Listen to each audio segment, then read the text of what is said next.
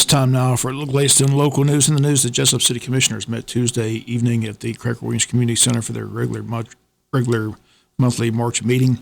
At the end of the meeting, the council met again in executive session to discuss a legal issue. Once again, a lengthy session with, once again, an announcement of no action taken when they came back to regular session.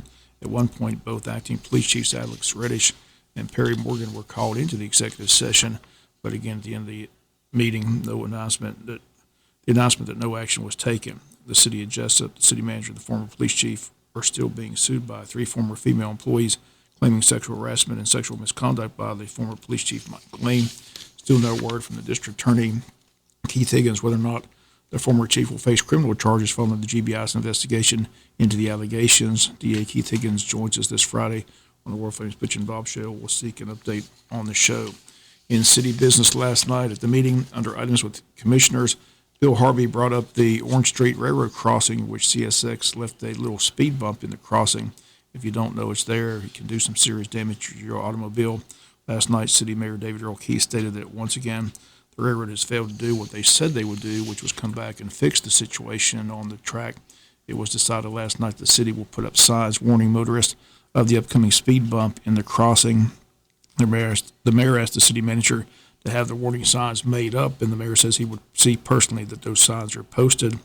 In other news, the board approved the purchase of a work truck for the wastewater treatment plant that was budgeted item for the department.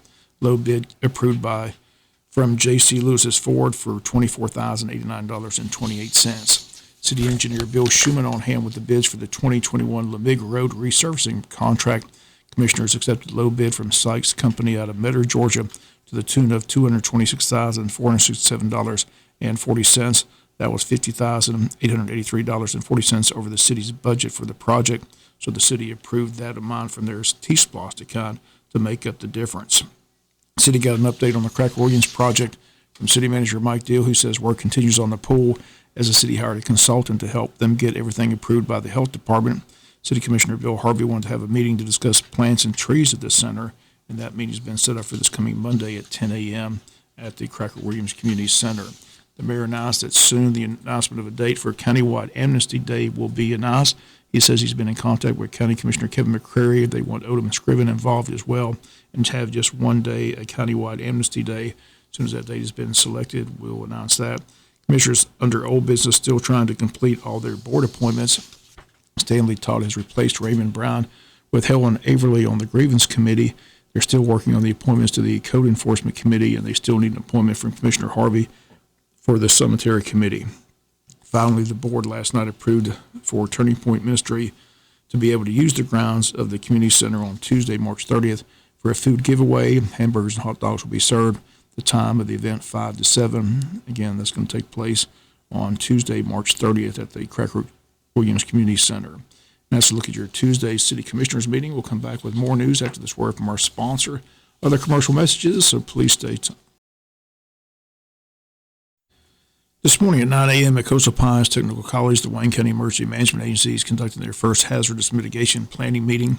This is a 5-year plan that's set up to create a safer community for Wayne County residents by reducing or eliminating the long-term risk to human life, property, and environmental degradation from hazards. This purpose will be accomplished by creating a planning document that becomes the foundation for emergency management planning, training, and preparedness, and by identifying those hazard mitigation projects that reduce the impact of future hazard events.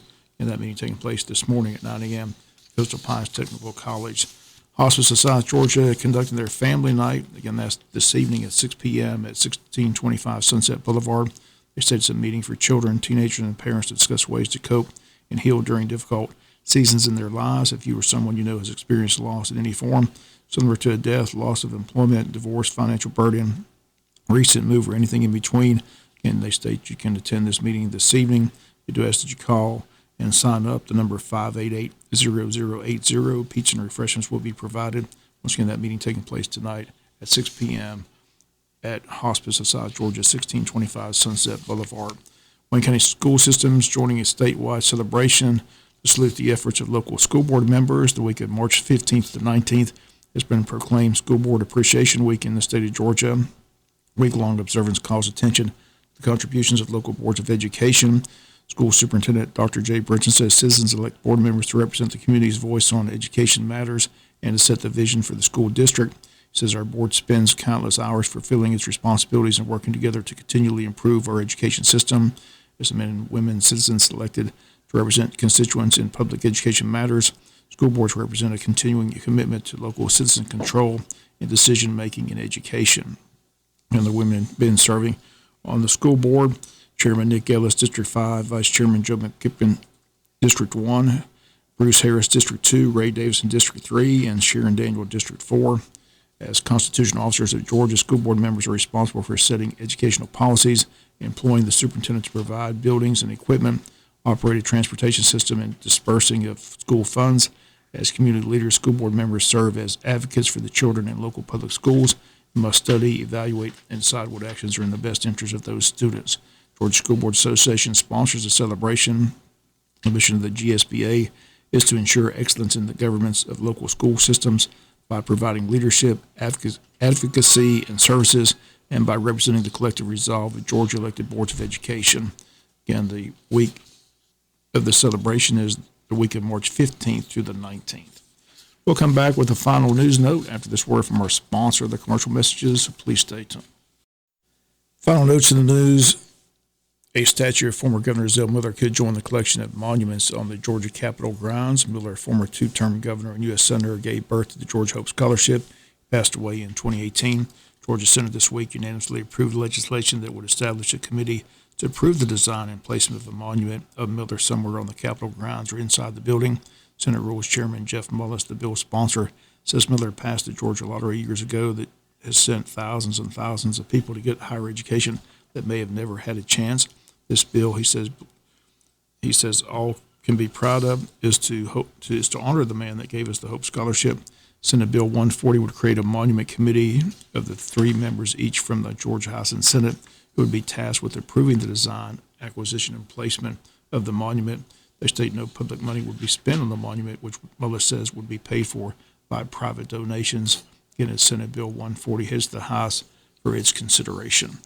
That's going to do it for latest in local news. Sports comes your way in a few minutes. Bob Morganson, have a great day.